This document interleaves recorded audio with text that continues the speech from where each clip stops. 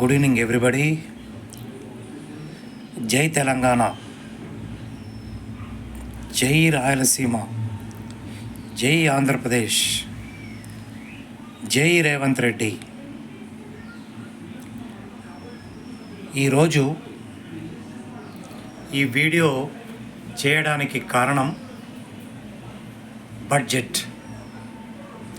మన తెలంగాణ రాష్ట్రం దాదాపు బీజేపీ పార్టీకి సంబంధించిన 8 మంది ఎంపీలను ఇవ్వడం జరిగింది. అందులో సికింద్రాబాద్ నియోజకవర్గం parliament constitution, Malkajgiri parliament constitution, ఈ రెండు ఎక్కువ శాతం మన రైల్వే కార్మికులు ఉన్నారని ఈ సందర్భంగా తెలియజేస్తున్నాం. రైల్వే కార్మికులకు మొండి చెయ్యి ఈ బడ్జెట్లో చూపించారని, రైల్వే కార్మికులకే కాక యావత్తు తెలంగాణకి మొండి చెయ్యి చూపించారని ఈ సందర్భంగా తెలియజేస్తున్నా. మిత్రులారా, ఎందరో త్యాగఫలం తెలంగాణ రాష్ట్రం. ఈరోజు మల్కాజ్గిరి ఎంపీ గారు, గౌరవనీయులు ఈటల రాజేందర్ గారు ఏం ప్రామిస్ చేశారో మల్కాజ్గిరికి, ఆయన మేనిఫెస్టో చూడండి. అలాగే మన సికింద్రాబాద్ ఎంపీ గారు, గౌరవనీయులు కిషన్ రెడ్డి గారు మేనిఫెస్టో తయారు చేశారు, అది గమనించండి. భారతదేశంలోనే అతిపెద్ద పార్లమెంట్ మల్కాజ్గిరి, అలాగే ఎక్కువ శాతం రైల్వే కార్మికులు ఉన్న ప్రాంతం సికింద్రాబాద్ నియోజకవర్గం. ఈ బడ్జెట్లో జీరో.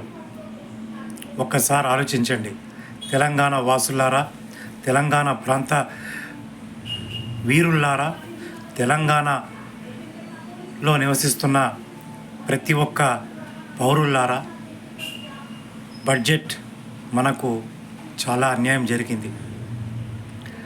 అలాగే రైల్వే కార్మికులకు కూడా చాలా అన్యాయం జరిగిందని ఈ సందర్భంగా మీ అందరికీ తెలియజేస్తున్నా.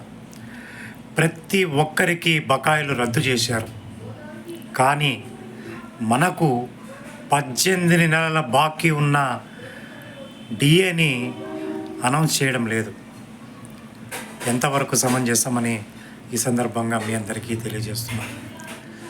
అందుకే ఓటు వేసేటప్పుడు మనము ఆలోచించాల్సింది, మన కోసం పార్లమెంట్లో మాట్లాడతాడా, మన కోసం అసెంబ్లీలో మాట్లాడతాడా, మన కోసం రైల్వే అధికారులతో మాట్లాడతాడా.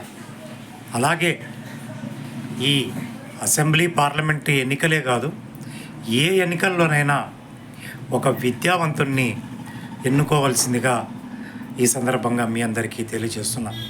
చదువుకున్న వాళ్ళైతే, ప్రశ్నించే మనస్తత్వం ఉన్న వాళ్ళైతే వెంటనే ప్రశ్నిస్తారని ఈ సందర్భంగా తెలియజేస్తూ, జై తెలంగాణ, జై ఆంధ్రప్రదేశ్, జై రాయలసీమ.